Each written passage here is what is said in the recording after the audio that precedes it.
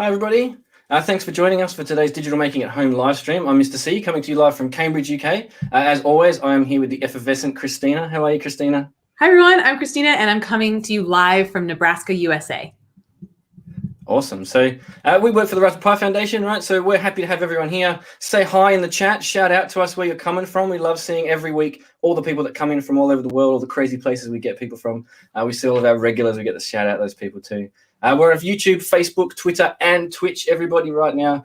So if you're watching at rpf.io/home, Raspberry Pi's website, if you click the title of the video, you can jump on YouTube and ping us in the chat. We can answer questions and comments that you bring in. So we're all about getting young people coding, creating with tech. Every week we're chatting with awesome people, coding together and seeing amazing digital stuff from people all over the world. All right, Christina?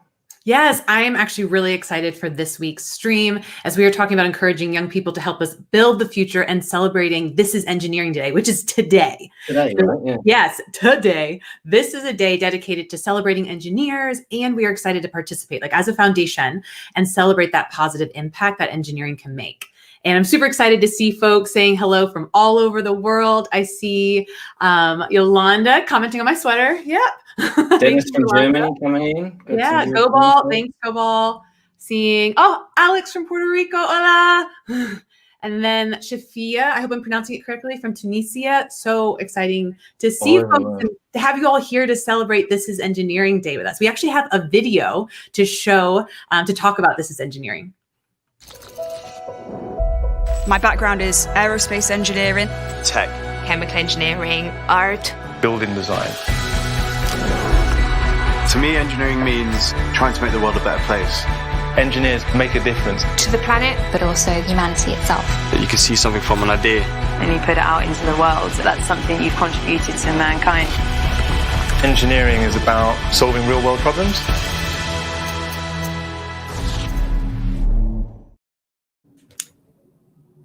Yes. Oh gosh. Awesome. Yes. Oh, I love this. I'm super excited. Yeah. I love that video. The thing I got the most about that from was like the guys talking about taking an idea right from your head, applying your understanding of how the world works to that idea, and then making a thing that other people can use, right? Like solving real world problems. Mm-hmm. What do you, when you like think about engineering? Because it's kind of like it's one of those things that people think about, right? Like engineers, doctors, lawyers. Like it's a thing that people do. Like what does it mean to you, Christina, engineering?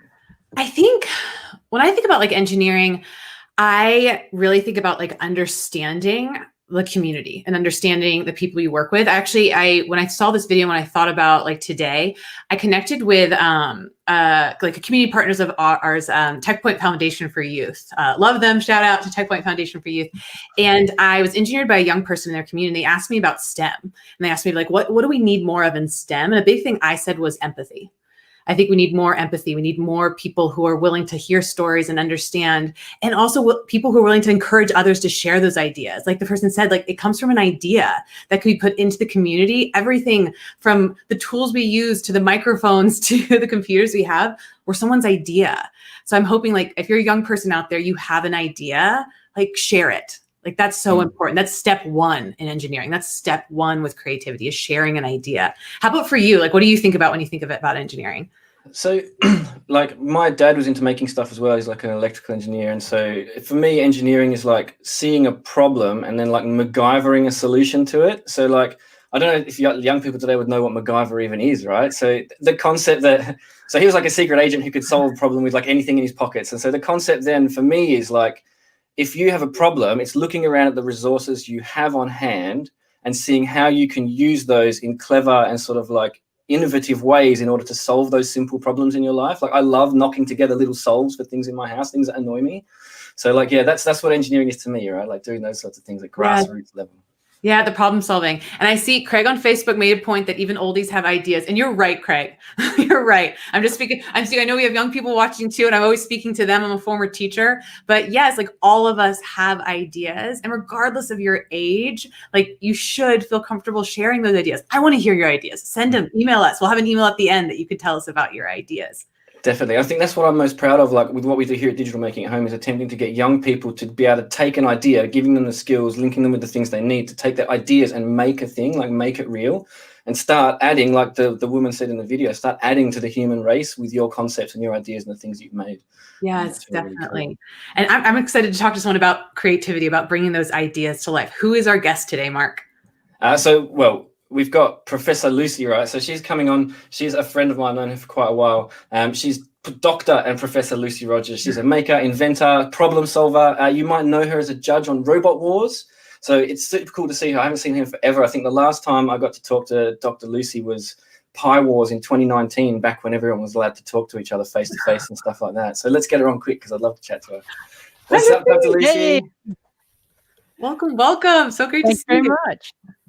Oh, cool. How's it going? What did you think of that video that we just showed? I love it. It's, to me, it's engineering is all about problem solving. So yeah, that's what I love about it. That's why I want to do it. And I just give me all the problems. Give me. Yeah, nice. And I love, like, I think one of the things that inspires me the most when I look at your body of work and like your Design Spark podcast, which I listen to all the time, like I really love the way that you are playful and like innovative and creative at the same time. Like you don't need to be serious in order to change the world and do big, incredible creative things. So like, were you like this as a kid? Like, have you always been this way, or is this a thing that sort of happened to you as you grew up? Or I've always been childlike, but I sort of got the impression somehow that to be professional, you had to be serious and boring and not fun. And so I was giving some lectures 10, 15 years ago, and I was boring myself. And I was thinking, no, this is wrong. And then I finally twigged that actually, no, you don't have to be boring. You can put your humor in, you can put the fun in, and actually still get the point across. And actually, if you're making something that's really fun and everyone goes, hey, wow, let's look at that, then you can slide that science in and just get that in under the radar. And so people who'd say, oh, no, science, oh, not for me, actually get involved because the fun thing. I love that. Yeah, start with the relatability of the science, right? And then you can add the complex concepts later. That's really cool. I mean, how did you get into that sort of like making and hacking and sort of community, sort of science communication type stuff? It's sort of always been there. I've enjoyed making, and so one of my early blogs was how to make a snowman. And I took photos and I did it like a Haynes manual. So here was a picture, and it's first make a snowball, and then roll it in the ground and in the snow, make it bigger and put one on top, but watch your back. So all these little things. And that's what got picked up, was just my flippant use of, here's something that we all know how to make in an instruction manual. Mm-hmm. And so people like that. I enjoy doing it. I enjoy putting stuff into plain English, just taking that tech and twisting it, saying, what actually does that mean? So that's how I've managed to get involved. Yeah. It's interesting that I think, like, for me, that's an extension of the relatability that you bring to your work as well. The idea that demystifying stuff is very important, because like language is a big barrier for some people. And so like, could you in really basic sort of terms explain to everybody, so using your like layman's language, your creative process? So when you work on a new idea, what is it that you do, and like without using our jargony terms? Usually I find out what's the problem that I want to solve. And then I think, what have I seen that's sort of similar to a part of it? And then basically I will copy someone else's stuff. So using open source things, using stuff that's been, say, written in Magpie magazine, Hackspace magazine, anything online, and actually find out, how do I do that first little step? Because it's that first step that's the hardest. Just going from, I've got this idea, I have no idea how I'm going to do it, and say, oh, well, actually, part of this idea needs a blinky light. Well, I know how to do a blinky light because I've copied that from somewhere else, and I can copy that and put it in. Hey, I've got a blinky light working. Okay, what's the next bit? Oh, well, the next bit is that blinky light needs to talk to a speaker. Oh, well, I think I saw someone do that. Let me copy that piece and bring it in. And okay, I might have to change some of the code. I might have to change some of the stuff I'm doing. And so everything I'm doing is step by step by step, building on what others have done before, or what I've done before. So some of my very early projects were kits that I could just make up, follow the instructions, make it up. Because once I've done it once, it's lodged in my mind that I can make something, or I can make that thing. Oh, I did something like that before. So if I can do something that's like it, I can take that, put it into this new thing that I want to do and work on that. I'll often get stuck, I must admit. And I've got thank you for admitting it. a huge maker community that I can put a tweet out, I can put an email out and say, you did this thing. How did you do it? Or here's my code and I want it to do this and I've got this far, but it's got this error. Help. And usually a response comes back in and people help. That's awesome. Is that a process that somebody taught you to follow, or is that an intuitive thing that you sort of like developed on your own from when you were younger? Or it seems to have been developed on my own. I went to university to do mechatronics. So that was mechanical engineering and electronics. Absolutely hated the electronics. Couldn't get my head around it. Couldn't get my head around the computing. So it wasn't until just before the Pi came out back in 2012 that I actually started doing electronics again. So I started with an Arduino and then the Pi came out. And the first thing I did with the Pi was I wanted, when the International Space Station goes overhead, I wanted to go and wave at it. And so using a piece of software called Node-RED, which is like Scratch, developed by IBM, open source, it's free, you can put it on the Pi. I worked out how to put a tweet with help. To get a tweet, to send me a tweet when the International Space Station was going over so I could go out and wave at the astronauts. So that was my first step. And then I said, yeah, but I want a light to come on. I don't want to have to look at my phone. I want a light to come on, and so I can see it out the corner of my eye. Oh, it's time for the space station. I'll go out and wave. So that's where I started with my iterative processes. And then I eventually ended up with. Yes, show us what's behind you. I see so much fun stuff. This is a Lasercut International Space Station, and underneath here I can connect it to the Pi with that cable, but there's an LED, and so it lights up. Very cool. So, oops, let's go that way. Yeah, so when the International Space Station is going over, it lights up. It lets you know it's there. And then it goes down again. So that was my first ever project my first Internet of Things project, and I still love it. Yeah, very cool. I love that. Well, I love too that you said you're like, the goal was to wave at the space station. That was the idea, right? Yeah. From we were talking about earlier, it's like, what's the idea? Like, I want to know when the space station here because I want to wave to them. I want to feel connected. And then it evolved into this beautiful laser cut light up device that's connected that can tell you. And I think that I think is such an important part, right? Of like helping folks understand that ideas evolve. Like what you're seeing a lot of times at the end, what might be shared eventually, the final snowman, right? That is from an idea that starts with just rolling up. I actually read that blog post when I was looking at your website. I thought it was really funny. And I think that's such an important part. So thank you for sharing that. I know you have some more stuff behind you too. I do. What do you want to look at? Yes. Is there something you're currently working on now? The one I've just finished. And this is so you've already mentioned the Design Spark podcast. I'm also working on the Engineering Edge podcast. So this is one where the Design Spark podcast is more comedy. And this one is looking at companies who you wouldn't expect to be using everyday technology, but they are. So in the last series, I went to a theme park, Black Gang Chine on the Isle of Wight, where they're using Raspberry Pis in their huge robot dinosaurs. So this series, I'm not going to spill the beans and tell you exactly what I'm doing, but this is a hat, and there's some electronics. And if I switch it on, so I've got lights. This is a little vibrating motor, the sort of thing that you'd have in a mobile phone, and that's a light. And if I put it on, and I face north, which is about there. Compass hat, amazing. It beeps and vibrates when I'm facing north. Oh, it's off again. That's brilliant. So that's one of my more fun current projects. Never be lost again. Amazing.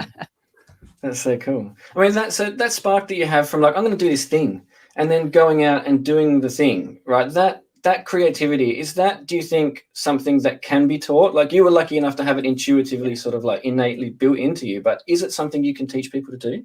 I don't think it actually was built into me. So relatively recently, I did one of these online tests, where it says, are you more likely to have a tidy sock drawer or a tin of pineapples in your cupboard? Well, I should have known then, but I did this whole thing.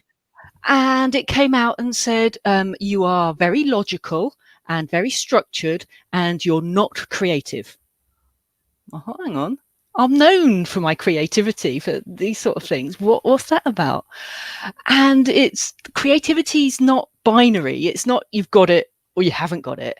It's not innate. You don't see a baby creating something. So it's a trainable thing. So even though I am more inclined to follow the rules and follow lists, I can still be creative and try those things. I'm more inclined to eat a lot of chocolate than is good for me, but I don't have to do it. Sure, I hear you. I mean, how do you think then we could encourage that creative spark? Like, looking at where we're going and thinking that, we need innovation in the way that we're working, and sort of energy and all sorts of things like that. How do we encourage this creativity in people, do you think? Well, I've got 3 good tips that I keep trying to keep in mind. Right. The first one, I've got my notebook. I'm ready.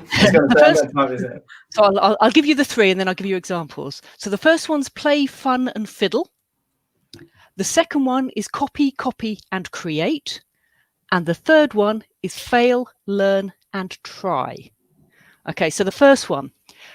Now, everyone can do this at home. I know I'm not watching you, but I am. I'm watching you. Pick up something around you. So maybe a pen. If you all got something. Okay, now hold it how you wouldn't normally hold it. So I'm right-handed, so I'm holding it in my left hand. And now I'm going to look at it. Okay. Now, if you've got a pen, has it got a spring on? How many times have you actually looked at a pen? Okay, and grab it how you wouldn't hold it. It's like, what's it feel like? So fiddle with things. Now take that pen or whatever you've got and make it into an aeroplane. Whee! Do the loop. Play with it. Use it for something that it wasn't actually designed for. Whee! Using mine as a microphone. Microphone. I'm not sure what you're doing, Mr. C, but it's a bendy pen. So you're playing, you're having fun, and you're fiddling. You're picking things up and you're looking at them. You think, oh, what's that made of? How is that made? So that's number 1. Number 2 is copy, and create. Now, this is alluding back to what I said earlier, where I had kits. And so I'm just copying someone else's idea, following it through, and say, I've now got this thing. But if you copy enough, you can then begin to say, well, I can take a little bit of that one and a little bit of that one and a little bit of that one, and I can put them all together. Now, this works whether you're doing art, electronics, whatever. So if you don't know what to do, you think, I want to do something, but I've got absolutely no idea what to do. Well, copy someone else's. So if you like drawing cartoons, copy Mickey Mouse. You won't probably get to be confused with Walt Disney. So it's not plagiarism. I'm saying here. I'm not saying you should be do fraud and say I have just made a Mickey Mouse. But if you copied Mickey Mouses, after a while, you'd be really quite good at drawing Mickey Mouse.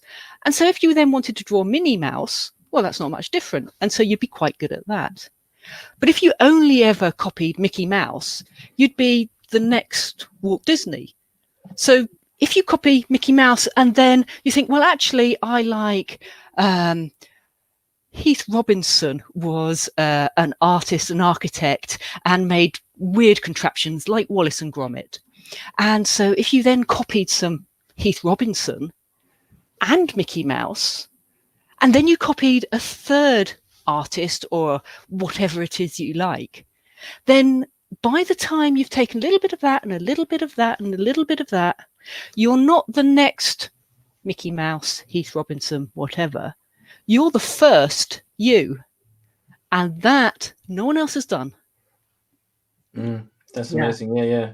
I think there's two things I take away from that. Like the idea that creativity is kind of innately personal, right? So that like that's one of the important things that I'd like to talk about, I think. And also from my perspective, like on a technical point of view with what you're talking about, nobody asks a mechanic to go and invent a spanner before they fix your car.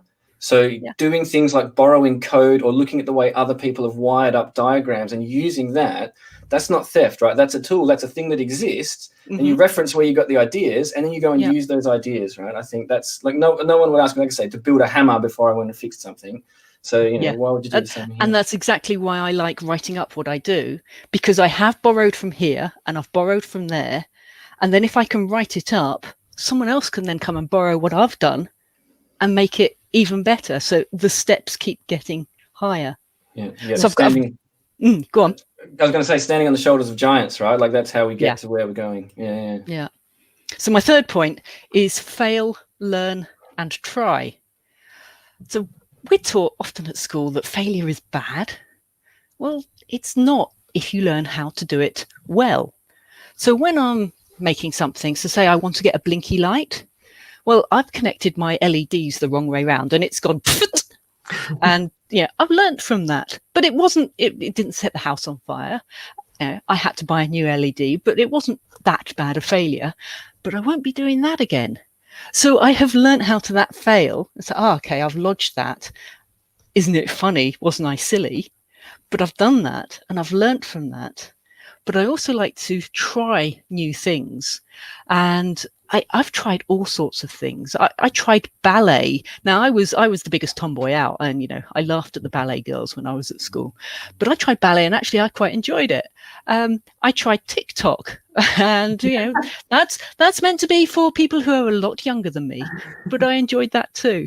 I even tried to learn how to fly a plane, but I got seasick, and so I'm not doing that. But I'm trying all these different things because if you take yourself out and you go somewhere else, then it's a whole new world of experiences. Yes. And I'm seeing folks definitely resonating just what you're saying earlier. Everyone's a unique package of possibilities. Folks saying just try and try again. So Craig on Facebook, let us know, like those of you at home, share something that you've tried. Maybe you didn't end up like doing it for long term, but something that you just tried, right? What was something that you have tried in the world around you that was just different? Maybe you got seasick, like flying a plane. So we want to hear from you all. Definitely. And I think going back to the personalness of creativity as well. I mean, it's often hard to receive feedback on something that you're so involved in. How, like, just because it's so personal in nature, it's very difficult to disconnect yourself from that.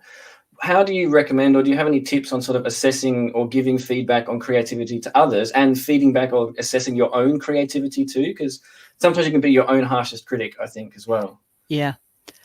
It's creativity is hard. This is why I liked when I was at school, maths, 2 + 2 = 4. You don't have to think about it. It is. And you have to say, what is your opinion on? I hated that stuff. So I did. I went down the rule list. But it's that resilience that, can I fail? Have I tried something in a different way that no one else has done? Have I looked at something in a different way? What if everybody is looking that way, but all of a sudden I turn around and I look at it that way? Is it going to be different? What if I get a magnifying glass up? So looking at, have you done something different? Have you tried something different? It might not work. Putting the incorrect current through your LED doesn't work. But I found that out. It probably wasn't one of my best creative moments. And so these sort of things help seeing, are you doing something that hasn't been done before? Are you trying something that you haven't tried before? Are you stretching your boundaries and actually poking into things and trying, saying, take one of those and one of those? So one of the things that I've found great for actually realizing that a lot of people are creative. If you've ever watched a film or read a book, and then when it's finished, it's been a brilliant book, absolutely brilliant, and you spend time afterwards thinking, I wonder what happened afterwards. I wonder, did they live happily ever after? Or did something bad happen? Or try to imagine, if you've ever watched The Lord of the Rings, imagine if that story was told from the point of view of Gollum. It would be a different story, but that's a creative way of looking at it. And so for me, when I judge my creativity, it's how many different things did I manage to pull together to get that to work? That's what I enjoy.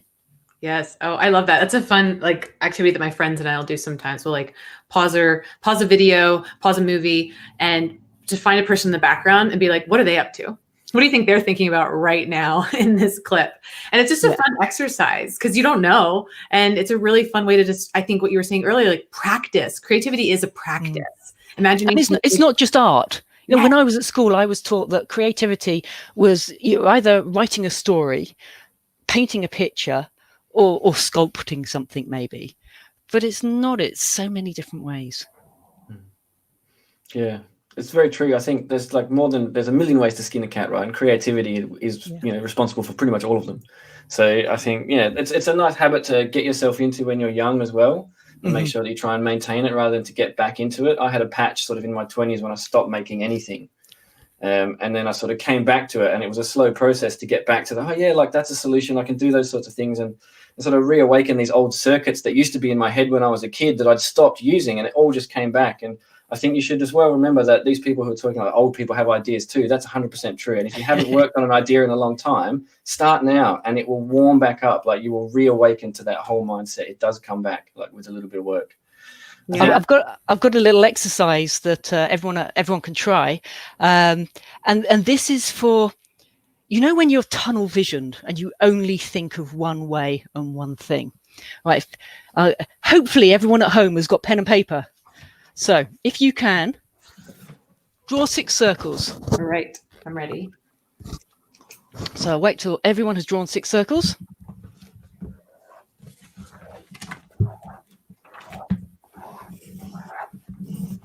Let me do that down there a bit.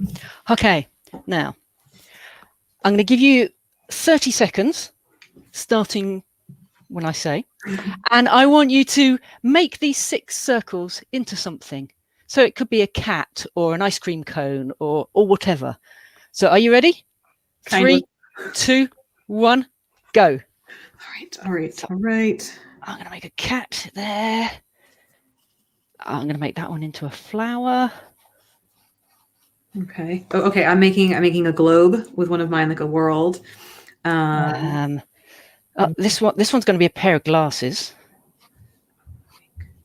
This one's going to be a tin of baked beans.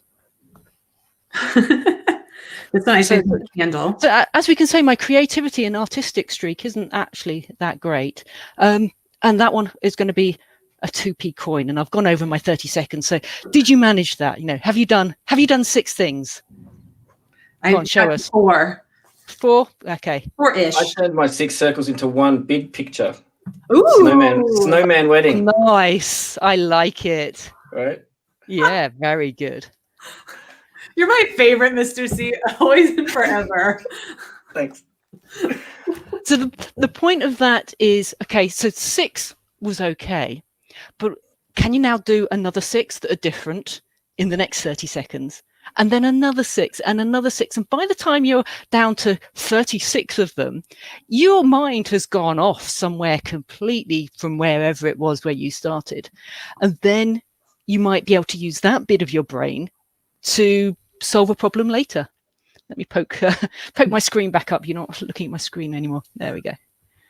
Awesome. I'm ready to do that. I'm going to keep doing that exercise. I think you're right, because it's I feel like sometimes for me when I might be writing or I've been doing more art, and shout out to Andy, who hasn't drawn anything in 40 years and just started taking up art again as part of Inktober, which if those of you who don't know, in October, folks gather all around the world, and Inktober is kind of a movement just to draw during the month of October. And he said he's drawing for the first time in 40 years. That's something I started doing, and just doing it. And when you're in it for an hour, you're like, oh, wow, from where I started to what I'm thinking about I can do right now, that your creativity, it's a muscle. You have to practice it, and it strengthens. And I love this circle activity. I think it's a really neat exercise.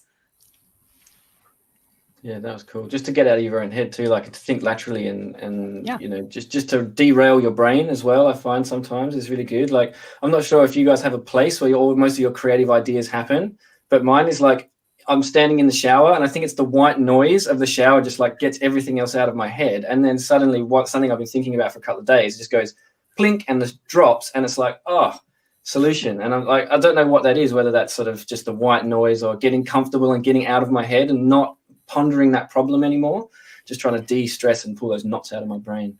I hear that, and I hear that from a few people in the shower is where their best ideas are. I've never had an idea in the shower other than where's the shampoo? Better wash my hair. I find mine recently has been doing the dishes, like when I'm there under like doing, because I think it's like I can't do anything else, right? And there's kind of this time to practice, and then like ideas just happen for sure. It's amazing. I mean, we're running out of time, but we'd love to send our audience off with like a great way to get their creative juices flowing. You've got your 6 circles game. Are there any other tips you can give us if you're wanting to like jumpstart your creativity? Oh, all sorts of things. Hang on, let me have a quick look at my little list there. Oh, no, I've moved it. It's just start copying and start doing. The biggest thing for me is give yourself permission to play. Give yourself permission to have a go. It doesn't matter if you think, oh, I'm not going to be very good at this, or, oh, they're so much better. Oh, I'm not creative. Give yourself permission. You don't give yourself permission to watch TV. You don't have to give yourself permission to read a book or go on social media. So why do you think you shouldn't be creative and playing and trying things? Try that. Awesome. I really like that. Thanks, Dr. Lucy. That's really great. That's a nice uplifting note to end it on. That's brilliant. Yeah, I knew that. I was looking you straight in the eyes when you said it. Yeah. I'm ready. Yeah, that was awesome. Thanks for coming along this week, Dr. Lucy. I'm sure we'll catch up with you again in the future. It'd be nice to have you back at some point and have another chat. No, I loved it. Yes, thank you so much. And thanks everyone for sending in questions or comments. Absolutely. Awesome. All right. Cool. All right. Bye, Lucy.